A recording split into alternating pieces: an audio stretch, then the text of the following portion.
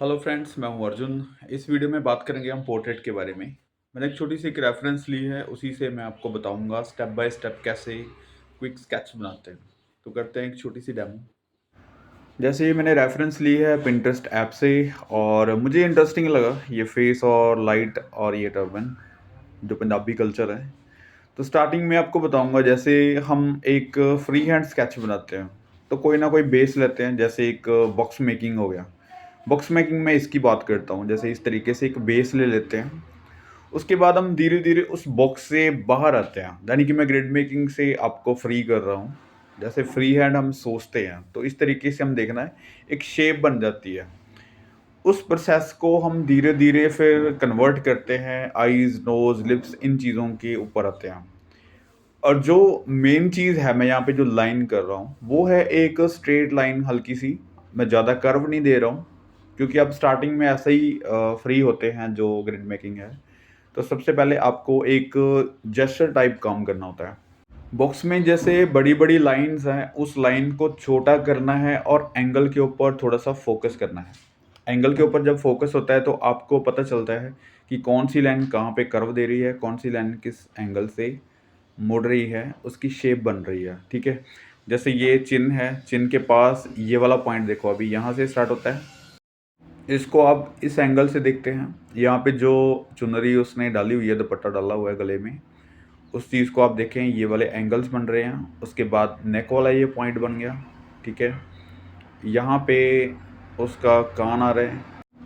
उसके बाद ये कनेक्ट हो गया। अभी हर एक लाइन को हम किसी ना किसी लाइन के साथ कनेक्ट कर रहे हैं, जोड़ रहे हैं। यानी कि एंगल आपको ये चीज़ें बताता है कि कहाँ से लाइन शुरू हो रही है, कहाँ पे एंड हो रही है। आपके पास बिल्कुल सिंपल लाइन नहीं है। सिंपल लाइन मीन्स आप स्ट्रेट लाइन नहीं ले रहे हैं, हल्का सा कर्व दे रहे हैं, और बिल्कुल गोलाई में भी नहीं रख रहे। यानी कि आपको मिडल लाइंस लेनी है, जो कि बिल्कुल स्ट्रेट भी ना हो और ज़्यादा कर्व में भी ना हो। आपका जो बेसिक पॉइंट है, जैसे हम बात करते हैं कि पोर्ट्रेट के जेस्चर की, तो वो इस टाइप से कुछ बन जाता है जो आप स्क्रीन पे देख रहे हैं। तो इसके अकॉर्डिंग आपको छोटी छोटी चीज़ें पता चल जाती है कि कहाँ पे कौन सी लाइट है, डार्क है, कितना बेसिक है। जो हम एक प्रपोर्शन की बात करते हैं तो वो इसी से सेट होती है। अब मैं आपको एक चीज़ और बताता हूँ। जैसे ये लाइनिंग है तो आपको आउटलाइन में हल्का सा फोकस रखना है। मैं ज़्यादा यहाँ पे मिन गिन के नहीं कर रहा हूँ, ताकि जो चीज़ें फ्री हैंड है, स्टार्टिंग में आपसे कुछ गलतियाँ होंगी, कुछ चीज़ें इधर उधर होती हैं। कई बार हम स्केच कंप्लीट भी नहीं कर पाते, लेकिन उससे कॉन्फिडेंस लूज ना हो, इसलिए थोड़ा सा छोटा साइज़ रखें जिसको आप कंप्लीट कर सको। जब चीज़ें कंप्लीट होने लगती हैं तो आपके अंदर कॉन्फिडेंस बनता है। मैं स्टार्टिंग से ये चीज़ बोलता हूँ कि आपके साइज़ जो है वो मैटर करते हैं। आप बहुत बड़ा साइज़ स्टार्टिंग में नहीं बना सकते। आप अगर बहुत ही छोटा बना रहे हैं तो उसमें आप डिटेलिंग नहीं कर सकते। बस इतना सा साइज़ रखो जिसमें आप हैंडल कर सको। अभी देखो, जैसे ये जेस्चर बन गया है, एक फॉर्म बन गई है। ठीक है। इस बाउंड्री के अंदर हमने फीचर्स डालने हैं, बाकी की डिटेल्स करनी है। हमें इन चीज़ों को छोटा भी कर सकते हैं, बड़ा भी कर सकते हैं। इसको हम हिला-जुलू सकते हैं। ठीक है। ज़रूरी नहीं है कि एक बार आपकी आउटलाइन हो चुकी है, उसको आप छेड़ना नहीं है। उसके अंदर मतलब सारी चीज़ें फिट होंगी। आपको धीरे-धीरे डिटेलिंग के बारे में पता चलता रहता है। ठीक है। फॉर एग्ज़ाम्पल, जैसे मैंने ये जेस्चर दिखाया पहले, उसके बाद ये लाइट एंड शेड्स आपको दिख रही है। तो स्टार्टिंग में वही जेस्चर एक तरीके से बनाना है।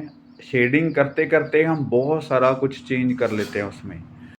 आपको ज़्यादा अहमियत इसमें नहीं लेनी कि स्टार्टिंग से पूरी तरीके से आपने पहले ड्राइंग करनी है, उसके बाद शेडिंग करनी है। ये एक अलग मैटर है किसी ड्राइंग को बनाने का। जब आप स्केचिंग कर रहे हैं तो आपको बहुत सारी चीज़ें चेंज करनी पड़ सकती हैं। आप स्टार्टिंग से लेके एंड तक उसमें कुछ ना कुछ चेंज करते रहते हैं, क्योंकि जब तक कंप्लीट नहीं होती चीज़, जब तक हमें नहीं लगता कि ये कंप्लीट है, तब तक आप वर्क करते हैं। तो एक विजुलाइज़ करने के लिए, एक उसको देखने के लिए बहुत तरीके से काम होता है। ठीक है। आपका देखने का नज़रिया क्या है, आप चीज़ों को किस तरीके से देखते हैं, आपको कितनी गलतियाँ नज़र आती हैं। जब तक आपको अपनी गलतियाँ नज़र नहीं आती, खुद को गलतियाँ नज़र नहीं आती, तब तक इम्प्रूवमेंट करना काफ़ी मुश्किल हो जाता है। आप 10-15 मिनट रुक के उस स्केच के ऊपर दोबारा काम करेंगे, तो मुझे लगता है आपको अपने आप स्केच बताएगा कि उसमें क्या गलतियाँ हैं। तो इससे देखने का नज़रिया जो होता है वो शार्प होता है, क्योंकि हर एक चीज़ को हम देखते हैं। अभी जो स्केच मैं बना रहा हूँ तो इसमें शेडिंग जैसे आपको नज़र आ रही है, तो हल्की-हल्की मैं इसमें डिटेलिंग भी कर रहा हूँ, ताकि जो स्केच है और ड्राइंग है दोनों में फ़र्क भी पता चले। ड्राइंग में हम थोड़ा-सा कंप्रोमाइज़ कम करते हैं, हम जो दिख रहा है उसको बनाने की कोशिश करते हैं। स्केच में हम कुछ चीज़ें इग्नोर करते हैं, क्योंकि हमें उसको सीखना है, हमें उसकी स्टडी करनी है, एक तरीके से उसको हैंडल करना है, ठीक है? जैसे ये हल्की-हल्की शेड्स हैं, शेड के बारे में अगर मैं आपको बताऊँ, तो आपको 2 या 3 टोन्स में उसमें काम करना होता है स्टार्टिंग में।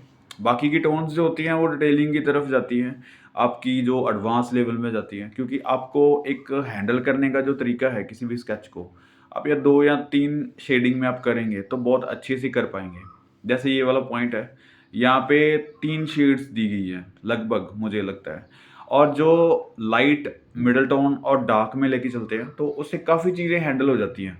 उसके बाद जो बीच का डिस्टेंस रहता है, जहाँ पे एजेस बन रहे हैं मैंने आपको पहले बताया, तो उसको डिस्टेंस को ख़त्म करने के लिए आप बाकी की टोन्स ऐड करते हैं, ठीक है? तो ये देखो अभी बिल्कुल सिंपल सा स्केच है, मैंने कुछ ज़्यादा वर्क नहीं किया है। तो किसी भी स्केच को लेके आप इस तरीके से काम करना है।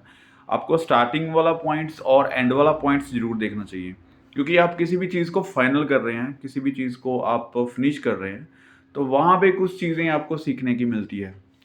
किसी चीज़ को स्टार्ट कैसे करना है वो ज़्यादा इम्पोर्टेंट होता है। बीच में जो भी आप शेडिंग करते हैं, जितनी आप मेहनत लगाते हैं, वो ज़्यादा मैटर नहीं करता। लेकिन मुझे लगता है आप किसी भी आर्टिस्ट का अगर वर्क देखते हैं, तो मुझे लगता है आपको जो फाइनल टच देते हैं, कुछ सेकंड, कुछ मिनट उनके जो लास्ट वाले होते हैं, तो वहाँ पे आपको ज़रूर देखना चाहिए कि कैसे फाइनल कर रहा है। क्योंकि हमें चीज़ों को देखने का पता ही नहीं है कि हम किस तरीके से देख रहे हैं चीज़ों को। कोई आर्टिस्ट अगर वर्क कर रहा है, कोई पेंटिंग स्टार्ट कर रहा है, तो उसको आप देखेंगे कि बहुत ज़्यादा समय वो उस चीज़ के लिए लेगा कि उसका बैलेंस कैसे करना है, उसको स्टार्ट कहाँ से करना है, उसकी ड्राइंग किसी कैनवस के ऊपर किस तरीके से बनानी है, अगर वो फ्री हैंड कर रहा है। उसकी अगर इमेजिनेशन है, तो लगता है कि उससे भी ज़्यादा टाइम लगता है। ठीक है? घंटों का टाइम लग सकता है किसी पेंटिंग को स्टार्ट करने में, लेकिन उसको फिनिश करने में, लास्ट टच देने में भी बहुत सारा टाइम लगता है, क्योंकि फाइनल नहीं होती। मुझे लगता है बहुत सारे आर्टिस्ट ऐसा सोचते हैं कि कभी भी फाइनल टच होती नहीं है, कुछ ना कुछ उसमें इम्प्रूवमेंट होती रहती है। हमारी सोच का जो प्रोसेस है वो चलता रहता है। किसी पुरानी पेंटिंग को देखेंगे तो लगेगा कि इसके ऊपर और वर्क हो सकता है, और अच्छा बन सकता था। क्योंकि आप सीख रहे हैं, कुछ और चीज़ें आपके अंदर आ रही हैं, आपको लगता है कि इसको और ज़्यादा अच्छा बना सकते हैं। लेकिन उससे ज़्यादा अच्छा ये है कि आप एक स्केच छोड़ के जिसको आप देख रहे हैं, उसको आप फिनिश करो, नेक्स्ट स्टार्ट करो। उसमें जो आपने सीखा है उसको आप फाइनलाइज़ करो, उसको आप देखो कि किस तरीके से इसको फाइनल करना है। उससे अच्छा बन रहा है या कैसा बन रहा है, वो आपकी स्टडी है। जैसे मैंने 10 स्केच बनाई, तो 10 स्केच में मुझे पहले स्केच में और लास्ट स्केच में पता होना चाहिए कि कौन-सा पहला था और कौन-सा लास्ट था। मैंने कुछ चीज़ें सीखी हैं, इग्नोर नहीं की 10 स्केच बना के। तो ये छोटी-सी स्टडी है, अगर आप कुछ इस तरीके से स्केच बनाते हैं, स्टडी करते हैं, तो मुझे लगता है आपका वर्क बहुत अच्छे से इम्प्रूव होगा, ठीक है? कॉन्फिडेंस लूज़ करने वाली बात नहीं है, किसी सिंपल स्केच को लें जो आपको इंटरेस्ट है जिसमें। अभी देखो जहाँ पे हम स्केच बना रहे हैं, वहाँ पे सिर्फ़ आउटलाइन थी मेरे पास, अभी मेरे पास जेस्चर था, उसके बाद मेरे पास एक फ़ॉर्म बन गई है। फ़ॉर्म के बाद अभी जो फीचर्स ऐड करने हैं, तो मुझे पता चल रहा है कि कहाँ पे नोज़ आएगा, कहाँ पे लिप्स आएँगे, कहाँ पे आइज़ बन रही हैं, ठीक है? तो उस तरीके से बनाना है, जो एक फेस का मोल्ड होता है, उसको समझना काफ़ी ज़रूरी होता है, इम्पोर्टेंट होता है।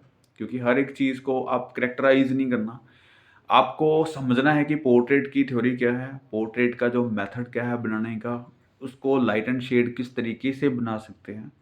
फॉर एग्ज़ाम्पल मेरे पास कोई फ़ोटोग्राफ नहीं है, मेरे पास कोई रेफ़रेंस नहीं है, तो मैं अपने तरीके से इमेजिनेशन से कोई पोर्ट्रेट अगर बनाऊँगा, तो मुझे पता लगना चाहिए कि अगर लाइट किसी तरीके से आ रही है, वो कहाँ पे शेड आएगी उसकी, किस तरीके से आएगी, कितनी शार्प आएगी, कितनी डार्क आएगी। तो ये एक कॉमन चीज़ है।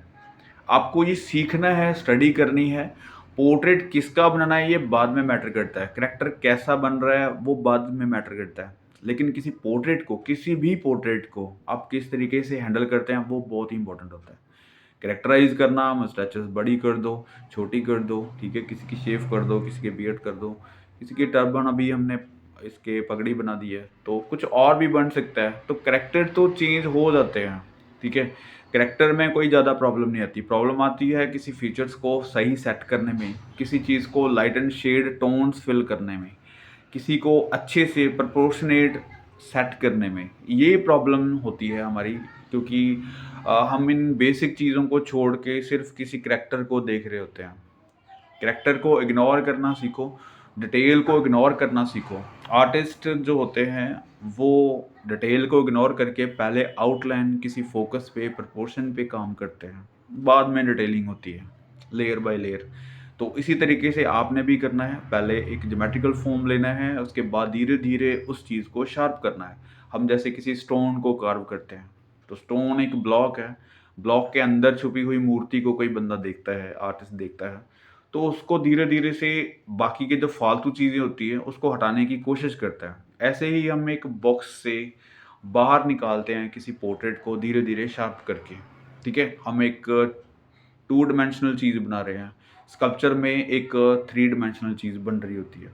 तो दोनों चीज़ें बड़ी इंटरेस्टिंग है, फिर बात करते हैं। Thank you so much for watching this video.